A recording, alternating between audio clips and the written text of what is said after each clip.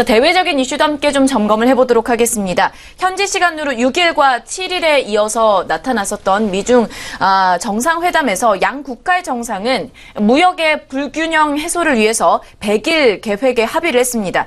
환율 조작국 지정 우려는 조금 잦아들은 것 같은데 북핵과 관련돼서 북한 문제 뚜렷한 해법을 도출하지 못한 것으로 보여지고 있습니다. 이 이슈도 함께 좀 점검을 해보도록 할까요? 예, 상당히 그 미중 정상회담 세계적인 만남이다 해서 관심을 끌었고 그 소리도 요란했죠.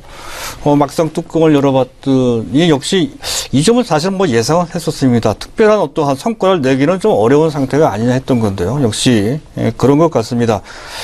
특별히 어떠한 합의점을 도출하지 못한 서로 쌍방 간에 특히 외교 안보 측면을 보면 입장이 다르다는 것만 확인한 채 성명서도 없이 무성과로 끝난 그런 상태가 됐다는 건데요. 그나마 있었다고 한다면 다소 방어적인 입장에 있었던 중국의 입김이 약간은 작용된 듯도 합니다. 무역조정 100일 계획에 합의를 했다는 것이죠. 그렇지 않아도 매년 4월달, 10월달은 재무부의 환율 보고서가 보고가 되고 그때마다 무역 적자와 관련돼서 미국의 무역 적자를 야기시키는 국가에 대하여 환율 조작국으로 지정되는 행사를 하죠. 이번에 중국이 그럴 수가 있었다는 건데 그 위험성은 좀 피했다는 것, 추가적인 보복 관세 등 무역 보복도 좀 피할 수 있다는 한숨 돌릴 수 있는 여유가 좀 생겼다는 정도, 그런 정도인 것 같습니다. 이런 정도로서 세계적인 어떤 만남을 충분히 의미를 부여하기는 좀 어렵죠.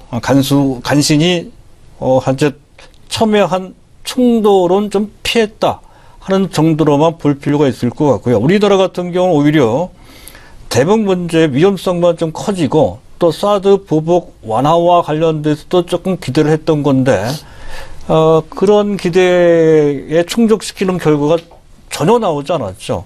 오늘 코스닥이나 또는 성장주들 또는 중국 소비주와 관련들이 크게 빠지는 배경 중에 하나도 바로 이 점이 작용된 듯도 합니다. 그런 것을 보면 최근 우리나라 코스닥을 중심으로 한 성장주들이 최근에 반등 나온 것은 시장 분위기를 많이 탔다는 측면도 있죠. 대중성이 높고 시장 분위기를 타면서 상황이 좋을 때는 우르르 매기가 쏠림에 따라 그들 종목이 탄력에 나오고 그렇지 않을 때는 우르르 빠져나가는 그런 상황이 반복된다라는 뜻이죠. 이러한 흐름은 삼성전자가 주도하는 흐름이 지속되는 그런 상황 하에서는 어쩔 수 없이 계속 반복적으로 나올 소지가 높습니다. 그런 점을 고려해서 특정한 섹터, 아무리 그 종목에 장기적으로 많이 빠져있는 대상이라 하더라도 너무 큰 의미를 부여하는 것은 피할 필요가 있다는 것을 우리가 한 가지 알 수가 있고요. 자, 또 한 가지 우리가 체크할 이슈는 미국의 고용지표입니다. 매월 초 발표가 되죠. 노동부의 비농업 부문 신규 취업자 수가 발표가 되는데요.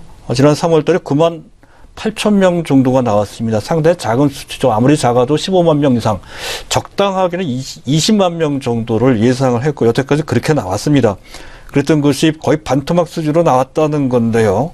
다만 실업률은 좋게 나왔습니다. 10년 중 최저치 4.5%입니다. 지난달에 비해서 0.3%포인트만큼 크게 내려가는 거의 완전 고용에 가까운 정도의 좋은 실업률을 냈다는 것인데 비농업 신규 취업자 수, 이 고용 쇼크라고 할 수 있을 정도로 아주 저조하게 나왔죠. 물론 계절적인 측면이 좀 날씨 영향을 좀 받았다는 것이죠. 현재 눈보라가 치면서 현재 날씨가 상당히 안 좋았기 때문에 그래서 이런 충격이 나왔다는 건 어쨌든 이러한 어떠한 약간의 변수, 더군다나 1분기 GDP 성장률 전망치가 상당히 좀 낮게 추정되고 있는 상태입니다. 지난 4분기 때가 3.5%, 물론 연율 기준입니다. 3.5%였었거든요. 거기에 비해서 훨씬 낮은 0.6%, 분기별이 아니고요. 연간 기준으로 0.6% 정도의 성장밖에 못했다는 것이죠. 그런 정도면 거의 쇼크입니다. 이 두 가지, 고용 쇼크 및 GDP 성장 쇼크가 있는데 이런 쇼크가 있음에도 불구하고 미 연준의 금리와 관련된 통화 정책과 관련된 스탠스는 매파적이라는 거죠.